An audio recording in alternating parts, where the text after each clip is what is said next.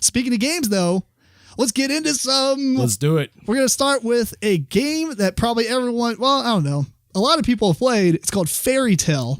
Designed by Satoshi Nakamura. The art was by Mariano, Iannelli, Yokohama Nachigami, and Satoshi Nakamura. And it was published, I meant to text Eric about this. Edge Entertainment is the one I'm assuming. It was published by several. I think it got reprinted by Z-Man Games. That's is that the version we played? Okay. We played the Z-Man game copy. The Edge Entertainment was the first one in the listing, so... Yeah, I'm thinking that's the Japanese publisher, maybe? I don't know. Well, they had some Japanese characters also, so yeah, I figured that was the Japanese publisher. Well, I don't know this for sure. I'm just speculating, but it is one of the earlier drafting games. It is a drafting game where you got a bunch of different colors and different cards and things like that. Everybody gets 5 cards. You take one, pass it to your left, and I'm pretty sure that switches off each round. Yes. You do that until everybody has those 5 cards. Then you only actually get to play 3 of them. You take one out of your hand, everybody puts it face down, you flip it over, that card applies and its abilities happen, etc. You do that 3 times, and then now you've got 3 cards in front of you. You do that 4 times, and then at the end of the game, you're going to have 12 cards in front of you, and you score points. And points are scored on various things, like some of the cards actually, I think all the cards, or at least most of them, have a symbol, like a castle or a storybook or whatever. And some cards are, for every one of those you get points, or for every blue card that you have, you get points, or black card or whatever. Some of the other cards, though, as you play them on your turn and reveal them, it actually allows you to, usually it's like global, but it'll say like everybody has to put their highest yellow card face down. And so if it stays face down at the end of the game, then it's not worth any points. But then now they're forced to kind of draft into getting cards that allow them to put them face up. And that's really the meat of the game, other than just knowing all the different scoring types. There's other guys like, for every one of these, they get progressively better. So if you got 3 of them, they're all 3 points apiece. 4 of them, they're 4 points apiece.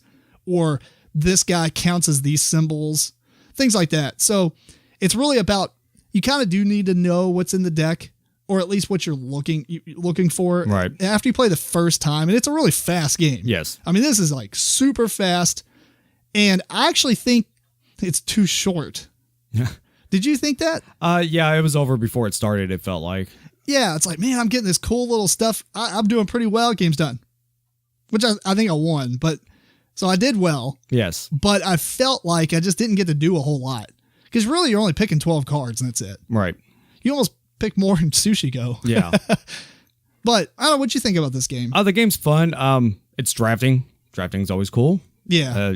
That's kind of a common phrase, but I mean, it is. Drafting's fun. I thought there'd be a lot more flipping and messing with people than there was. There is a really big stack of cards, though. And we only played it one time. That's true. Going with only playing one time, I wish we would have played it. It's a game you'll pull out and play 2, 3, 4 times in a row. And we didn't do that, and I kind of wish we would have, but... Yeah, normally those kind of games we usually play 2 or 3 times in a row. Right. I think I was trying to get out, though, or something. Oh, that was the last game we played, wasn't it? So... Yeah.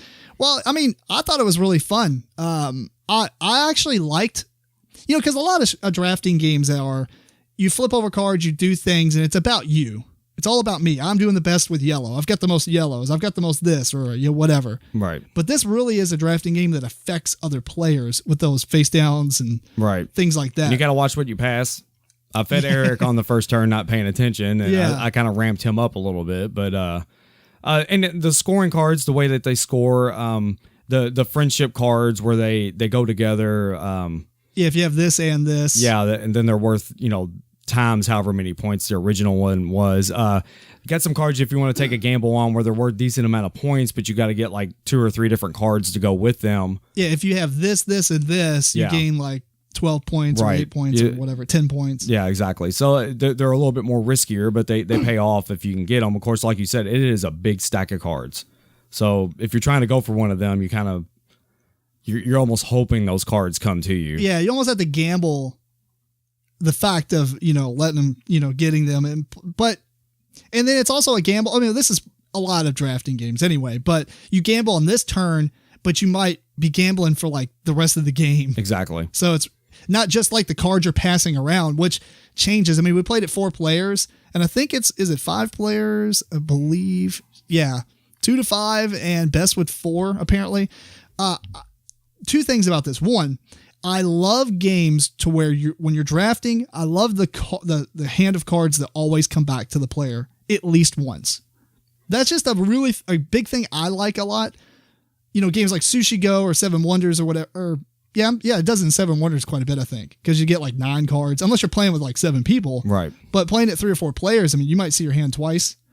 I just love that. I like the chance of being like, oh man, I'll really help. You know, these 2 cards really work together. If no one else drew stuff that works with this 1 card, it's coming back to me. Mm-hmm. But if you're playing like in this game, if you're playing 5 players, you're never seeing the same hand. Maybe that's why it's best for 4. Maybe it is best for 4. That's why.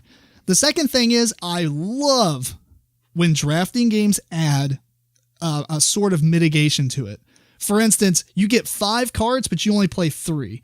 I hate this crap where you get 5 cards and you're stuck with that final card. Yeah. I mean, yeah, in this game, somebody passes you the last card and you don't have a choice on that, but it's not a card that you were actually drafting. It's just a bonus kind of, and you don't have to play it because you're only playing 3 of those 5. And it's usually junk. Yeah, it usually is junk, but sometimes it's not, because sometimes if you take a different strategy than everybody else, like I went for a lot of black cards, I believe, and no one else were. Right. And so black cards just kept coming to me, and the final card was black most of the time. So I think that kind of helped me do well, because I think some of the black cards are a little bit, they're hard to pull off because they give you negative points at first. Right. But so, I just really like drafting games that allow you to have, I consider that mitigation, because it's not about getting lucky on your draft. It's about drafting a bunch of cards that might be good and then playing the best ones. Right. So, no, totally. Taking a game I can think of, Medieval Academy does that. You don't play all of the cards in your hand. You always get left with 1. And a game that it annoyed me on was, help me with the name. We played it at Lexicon with the 3 different colors. I believe it was a Queen game. It was made by Richard Gar. Yes. Treasure Hunters. Thank you. That game, because you always played every card in your hand, and that last card could make you the lowest and be detrimental to you. So I think we talked about that. Yeah, too. That was the thing that bothered me about that game was if it was to where you got to hold the last card to maybe mitigate, like you said, I might have liked that game a little bit more. Yeah, or you got 1 discard or something. Yes. I mean, they did add that card in the game, I think, for that reason, so you can discard a card. Right.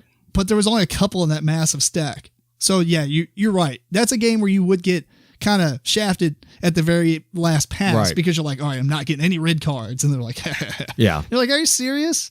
So I don't know. That's very annoying. But yeah, Medieval Academy was a great example. And this is just, I really like it. Yeah. It's good. It's short, and I guess there's really not much else to talk about it. I mean, that's about it. If you haven't tried it, definitely try it. I think this actually is cooler than Sushi Go for me. And I like Sushi Go, but I mean, it's not a game I'm going to play all the time. So maybe this is more of like it's more gamery. Yeah, it's more gamer. It's more thinking. Like I'm not going to play Fairy Tale with the kids, but the kids like Sushi Go. So. Yeah, maybe Fairy Tale's the next step for them. Yeah. So excellent game. Mm-hmm.